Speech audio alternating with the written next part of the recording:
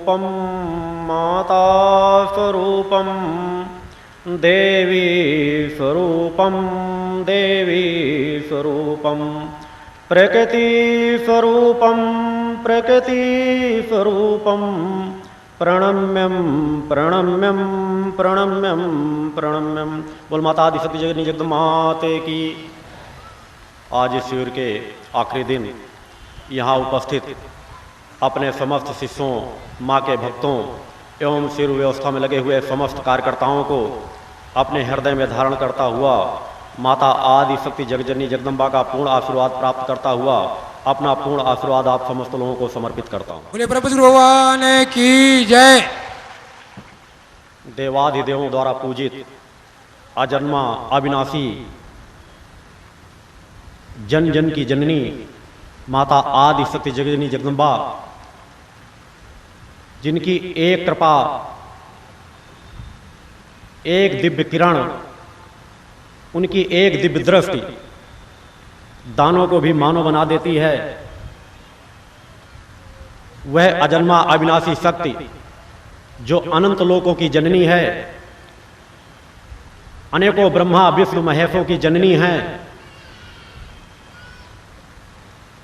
केवल एक ही जो अविनाशी सत्ता है वह माता आदिशक्ति जगन्नी जगदम्बा, जिनका हम आप सभी इस शिविर के माध्यम से स्मरण कर रहे हैं, चिंतन कर रहे हैं।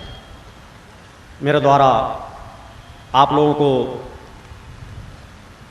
कल और परसों के चिंतनों में दिया गया कि अध्यात्म की प्रथम सीढ़ी यदि आप चढ़ना चाहते हैं, तय करना चाहते हैं, तो सबसे पहले अपने मैं को पहचानना पड़ेगा कि मैं कौन हूं। क्योंकि मैं शब्द से मैं का विस्तार नहीं होता। क्योंकि मेरे द्वारा परसों कुछ मैं शब्द पर चिंतन दिया गया, उस पर विवेचना करने के लिए अनेकों लोगों ने अपने विवेचना करके प्रकाशन शुरू कर दिया, वो फिर भटक जाएंगे। क्योंकि सूर्य को केवल सूर्य शब्द से संबोधित कर देने से सूर्य की विराटता की व्याख्या नहीं हो सकती। क्योंकि मैं एक संबोधन शब्द है उस विराट आत्म चेतना की, जो परम विराट सत्ता का एक अंश है। जिस तरह सूर्य को एक सूर्य शब्द से केवल हम संबोधन करते रहे, सूर्य की कुछ भी व्याख्या कर दे, सूर्य का नाम का सूर्य का कोई दूसरा नाम दे दे, इससे कोई फर्क नहीं पड़ता। मगर जब सूर्य शब्द संबोधन किया जा रहा तो सूर्य की उस विराट सत्ता के बारे में कहा जा रहा, जिस विराट सूर्य को हम देखते हैं। जब समाज को ज्ञान कम था तो केवल सूर्य के प्रकाश को सूर्योदय हो गया, दिन हो गया, एक आम मनुष्य इतना ही समझता था। और आगे कुछ ज्ञान हुआ तो सूर्य से लोग ताप लेने लगे कि अगर हमें ठंड लग रही है तो सूर्य के प्रकाश में हम खड़े हो जाएं तो हमारी ठंड कुछ दूर हो जाएगी। और आगे जाने पर लोग सूर्य की उन्हीं किरणों से विद्युत का लाभ लेने लगे, बल्ब जलाने लगे, रोशनियां करने लगे। सूर्य की तरंगों से नाना प्रकार के और कार्य किए जाने लगे। और आने वाले भविष्य में तो मैं कह रहा हूं कि सूर्य का 5% भी ज्ञान वर्तमान समाज को नहीं है। आने वाले समय में ज्ञान तो उसका उपयोग कर रहा है, ज्ञान तो सूर्य की साधना करके उस अलौकिक शक्तियों को प्राप्त कर रहा है। इसके प्रमाण अतीत में हमारे ऋषियों मुनियों ने दिए। आने वाले समय में सूर्य की किरणों के माध्यम से असाध्य रोगों को निदान करने के रास्ते विज्ञान निश्चित रूप से निकाल लेगा। कि चंद्रमा की चांदनी से क्या हम लाभ ले सकते हैं। सूर्य की रोशनी से केवल प्रकाश और बल्ब जलाने का कार्य ही नहीं हो सकता, अलौकिक ईंधन का कार्य ही नहीं हो सकता। सूर्य की गहराई, सूर्य की दिव्यता क्या है, इसको 5% भी मानव वर्तमान में उपयोग नहीं कर पा रहा। प्रकृति में बहुत कुछ भरा पड़ा है, कलिकाल का वातावरण है। प्रकृति सत्ता हमारी सहायता भी करती है, प्रकृति सत्ता हमारी परीक्षा भी लेती है। इन हर परिस्थितियों में सम रहना चाहिए। साधक वही होता है। क्योंकि मैंने जो साधक का परिचय दिया कि समाज के बीच जो मेरी बात मैं पर आ जाती है वह कहीं अहंकार से नहीं आती। क्योंकि मैंने बार बार कहा, मेरे अंदर माँ के प्रति एक क्या तड़प है, क्या मेरे अंदर भाव है, मन के अंदर की निर्मलता। यदि मैं कहूं कि मेरा मन निर्मल है तो यह भी समाज अहंकार के रूप में लेगा। मगर मैंने कहा है कि 24 घंटे असंतुलन के वातावरण में रह करके भी एक पल, एक क्षण मुझे लगता है अपने आप को पूर्ण एकाग्र करके उस प्रकृति सत्ता के चरणों के दर्शन प्राप्त करने में।